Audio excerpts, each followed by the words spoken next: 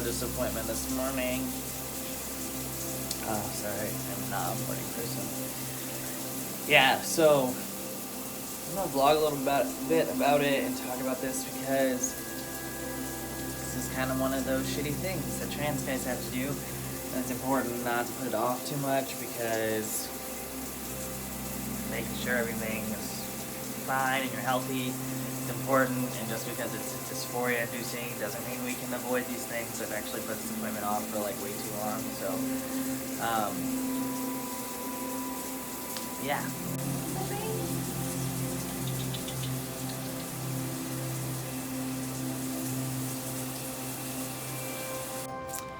Alright, so about to head to my appointment. A few things to remember when you go. If you are sexually active, it's really good to get tested for STIs, especially if you have multiple partners or partners that are changing. This is something that sometimes people forget to do, but it's good to be proactive and make sure you know what's going on with your body, and just make sure that you have all the information so that you can give that to your partners if necessary. And I know that can be embarrassing to ask about, but these are doctors and they're professionals, and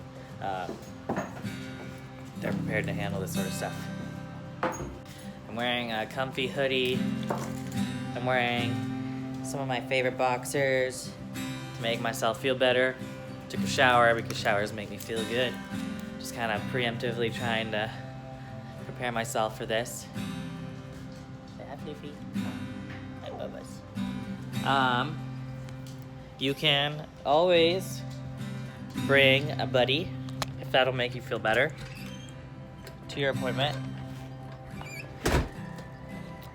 Like a partner or best friend, if you think that'll make you feel better. I've personally never liked the OBGYN, even way before I transitioned. Go figure, dysphoria existed before I even knew that it was dysphoria, so but yeah, so bring somebody if you think that'll help. Just try to be calm and know that sometimes we have to do things that aren't so fun or comfortable, but it's important for our health, so let's go. Running a little late because Austin traffic sucks as usual. It's kind of hard to find, but so I'm going to an OBGYN through the same clinic that I go to for my primary care, but a friend of mine had a histo through this OBGYN, so he recommended her, so hopefully she's good.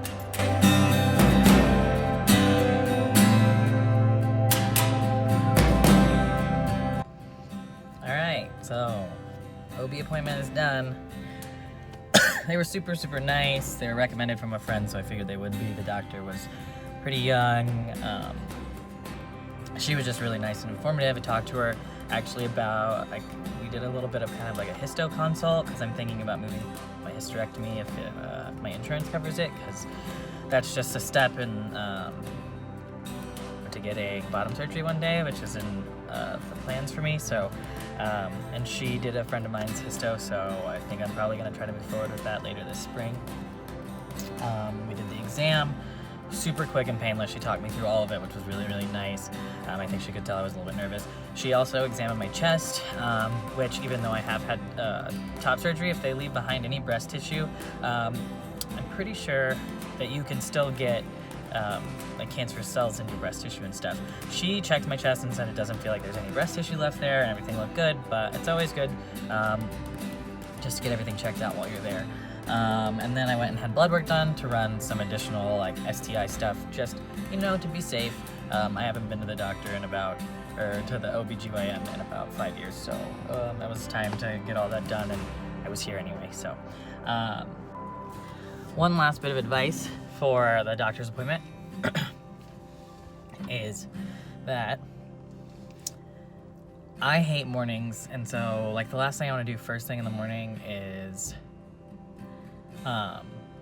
something that I don't want to do. But the thing is especially for me, like as a masculine presenting at a women's clinic, I would rather be at a doctor's office when less people are going to see me.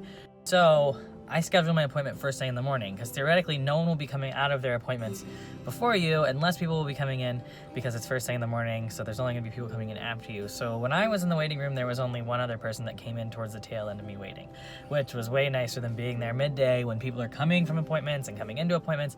So beginning of the day is my recommendation, and then you get it over with and the rest of your day can only go uphill.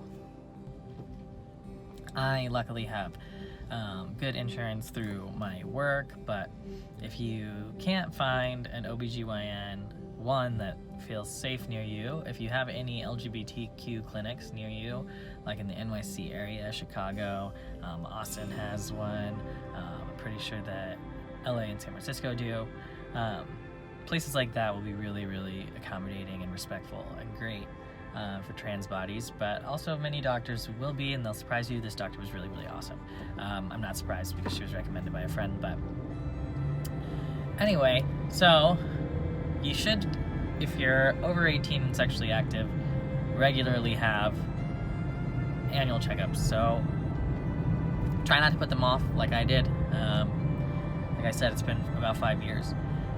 They understood. They were super nice. It couldn't have gone quicker and nicer. So now I'm going to Barnes & Noble because I like to treat myself to something when I have kind of hard experiences or like something like a bad day or whatever. I got a Barnes & Noble gift certificate for Christmas, and there's a Barnes & Noble up here about 2 miles from where my appointment was at, so I'm gonna go browse some books and buy myself something as a reward for doing something responsible and being an adult and doing something uncomfortable. So yeah, pretty, like, that's kind of one of my self-care things, if you can, to do something that you like after something you are not excited about or you're uncomfortable with. So whether that be go out with your dog or go shopping or just make yourself coffee or take a long bath or whatever, doesn't have to be buying yourself something. But anyway, I gotta drive now. Traffic sucks. Got